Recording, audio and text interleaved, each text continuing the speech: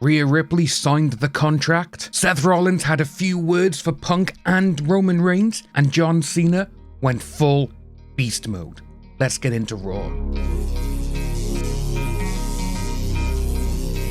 Monday Night Raw came from Brussels, ladies and gents, and obviously the main thing that everyone was tuning into this week was the confrontation between Cody Rhodes and John Cena. None of us had to wait long because that is exactly what kicked off the show.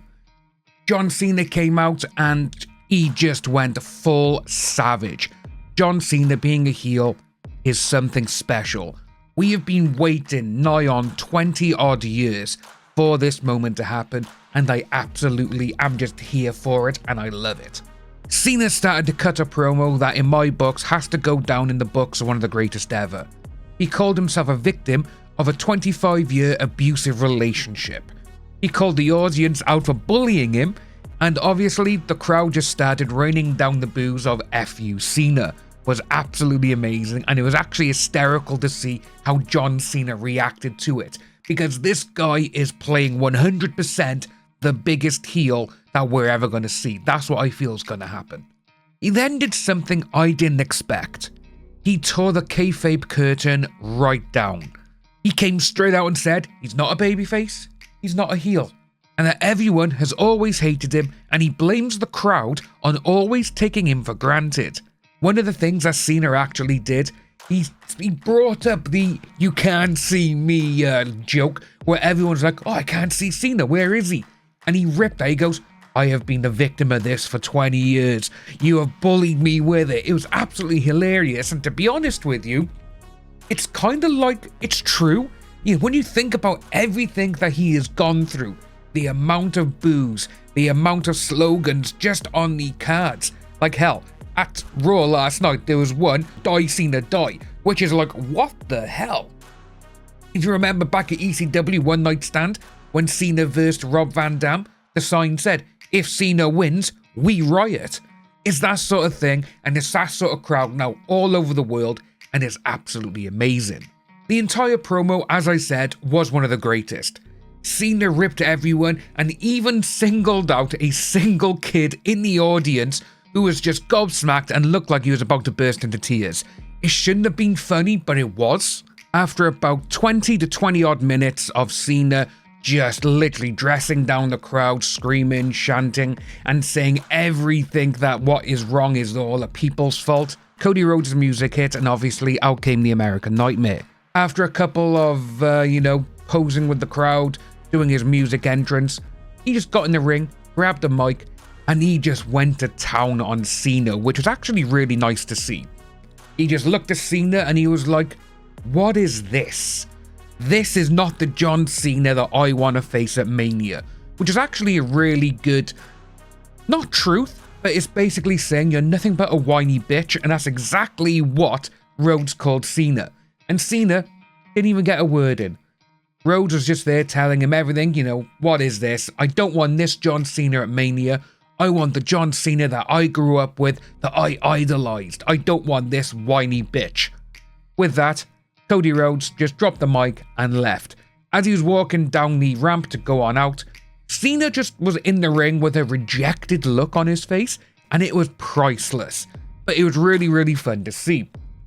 Obviously, after Rhodes had left, Cena's just standing in the ring, and he's just looking around at the crowd, which was brilliant. He went to say something, but he just dropped the mic. And obviously, being in a European city, everyone started chanting, hey, hey, goodbye. And Cena, you could see, inside, I bet you Cena was just lit up like a Christmas tree. He must have been so proud of what he achieved here. Opening of Raw for this one, best in a long, long time. After that great 30-odd minute opening, we then went into a rant by Michael Cole, which it was actually pretty hilarious. And Michael Cole, a bit like how Cody Rhodes did, he was just going on saying, how dare this man come out? I believed in him. I believed everything he said. And he ended it with going, well, John Cena's a prick. Brilliant. Absolutely hysterical. And it was actually nice to see that Corey Graves was on Raw commentary with Michael, because obviously over the last couple of months, we've seen a few issues with Pat McAfee being on Raw, and obviously Corey has been on NXT, but then he stopped. And there was a whole hoo-ha about, obviously, Corey was on social media going nuts. No one appreciates him and all this kind of stuff. And then obviously his wife got fired, or, well, didn't get fired. She never had a contract renew. But it was nice to see that Corey was there for this. This went straight into our first match of the night, which was Kaiser against Penta in a no-holds-barred. The match was solid with some good spots. Kaiser did a Death Valley driver onto Penta on the announce table, which didn't break. And to be honest with you, for a no-holds-barred match, I did think we would have seen a little bit more use of weapons and the surrounding area. All we got for the rest of the match was 2 chair shots to the head of Kaiser. Well, Penta kicked the chair into his head twice, and after these, Penta finished Kaiser and he got the 3 count. Overall, it was a good, solid match, but I just thought, for a no-holds-barred, it would have been a little bit more no-holds-barred, if you get what I mean. Overall, though, solid match, 3.5 out of 5. The next match was Dakota Kai against Ivy Nile. Before the match even started though, Chad Gable ran down to the ring for support and he kinda threw people off. Nile and Kai both got some good offensing with a few near falls. Nile got distracted though by Dragon Lee and Rey Mysterio, who ran to the ring to take out American Made, and with this, Kai got the win. It was a good little filler match, and again, it did go for I think it was 5 minutes, if that. But overall though, I'd probably give this 3 out of 5. After the filler match, we then got into the contract signing for the Women's Championship at WrestleMania. Obviously, Io Sky came out, Bianca Belair, they're talking back and forth, and I absolutely love seeing Io just smiling from ear to ear as she holds up the championship, and the crowd, finally one of the crowds has said exactly what everyone has been thinking: you deserve it, which she does. Io Sky is one of the best Japanese wrestlers of all time, and seeing her now get her props bigger on the bigger stage, yeah, we've seen her have the other championships, tag team, the other women's championship and stuff, but now it seems to be more prestigious for a lot of the people who grab that title, which I'm all for. Obviously, they both signed a contract, and then Rhea Ripley comes on out. Armed with a microphone, she just comes in and she's like, Bianca, don't worry, I'm just here to watch, like you came out to watch me at my championship match when I lost to Io. And we kind of knew where this was going. I saw that Rhea was going to powerbomb one of the girls through the table. Well, the plan seemed to be it was going to powerbomb Io through Bianca through the table. But it didn't exactly go that way because the table did not break. But it's good to see though, because Rhea, she picked up the contract, signed her name, and, well, we kind of knew this was coming, didn't we, folks? It's now going to be a triple threat match at Mania between the 3 of these women. This little scuffle and fiasco with the contract signing propelled us into our next match, which was the 2025 Royal Rumble winner, main event Jey Uso against Austin Theory, which I think the match was over in 60 seconds. It was so quick. But obviously, Gunther appeared. He tried getting Uso in a rear naked choke, which I am getting a little bit bored of, and I think everyone is as well, because it's like every single match. Here we go. Oh, rear naked choke. Oh, he's done him. He's tapped him out. But with this one, Uso actually managed to get out of it. He threw Gunther out of the ring before snatching the title off his waist, which was actually a little bit of a cool thing to do. But then from there onwards, because you had Gunther always saying that the ring is sacred, and Uso just threw the belt to him. We then went straight into the LWO against American Made. We had a couple of underhand tactics by American Made, pulling Mysterio from the ring as Dragon Lee was trying to make the hot tag and all this kind of stuff. But once Mysterio got the tag, the guy is still as good as ever.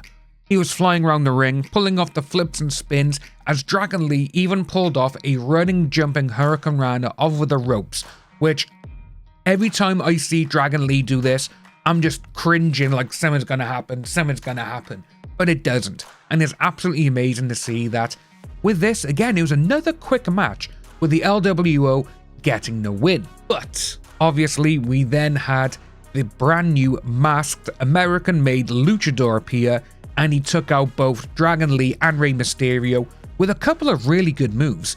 But then, obviously, He just ran through the crowd and got out. Before the main event, we had Seth Rollins come on out to a absolutely decimal smashing roar from the crowd, which is actually really great to see. Rollins came out to the thunderous applause, and the promo he cut, it was both on Punk and Reigns, and he actually brought up the history of himself with Roman Reigns, where he said he's always left to clean up Roman's mess as usual. He then went on about CM Punk, but then he told the WWE Universe that he will be in Italy on Friday for SmackDown. Why is he going to be at SmackDown? Well, CM Punk and Roman Reigns are both going to be there.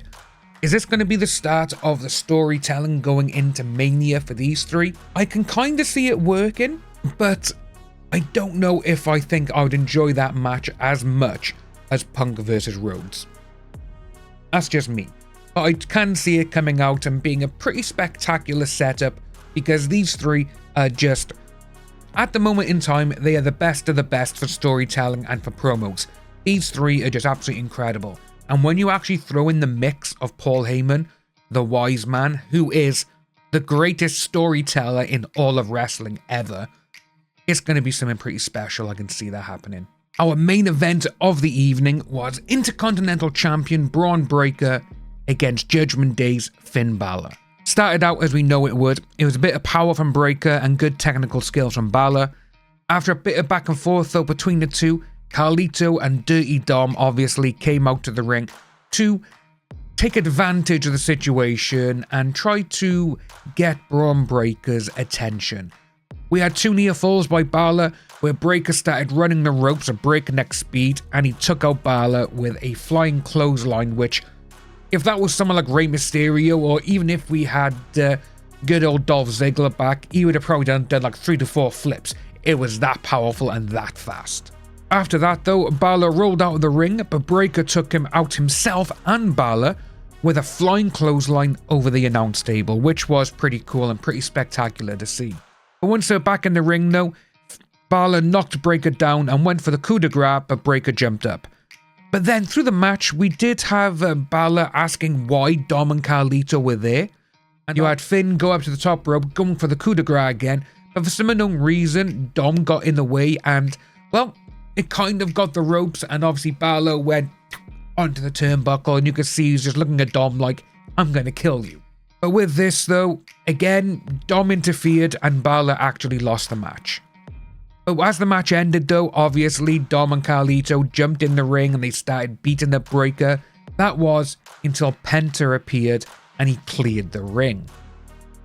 Obviously now we are going to see Penta and Breaker fight for the Intercontinental Championship, but in my eyes, I can actually see this hopefully being spread out until Mania, where their match is, and over the next week or two, we're going to see a couple of back and forth like Penta and Breaker teaming up against Dom and Carlito. I can see that going on, which could actually make some really good tag team matches.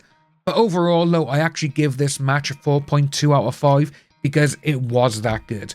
And just the way it went, it was like, even if Dom and Carlito never got involved, it would have been a spectacular match. But obviously with them adding into it, it gives us a little bit more to the storytelling and kind of showing that this year, I think the Judgment Day could possibly be breaking up. I really do.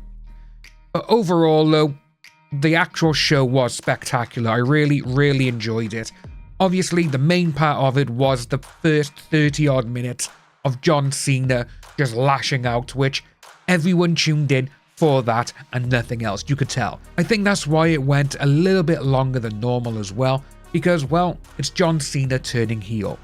This guy has been the babyface, the face of the company for like 20 odd years. All of a sudden, his last year, his retirement year, he's now like, fuck you all, I'm doing what I want to do, which is always cool. Overall though, the opening segment alone, I will give that a 9 out of 10 straight away. But with the matches, and sadly with how some of them were just filler and over, like 60 seconds for the Uso match. Penta and Kaiser was over in like 10. Ivy and Dakota Kai, that was like 5 minutes or something like that. Same with the LWO match. These are just filler matches just to make out until the main event. And again, I understand, but when you're doing these over overseas tours, the fans are there because they don't get to see it that often. You know, not live in person. I think you need to put on a couple of special matches for these house shows. Well, these live house shows.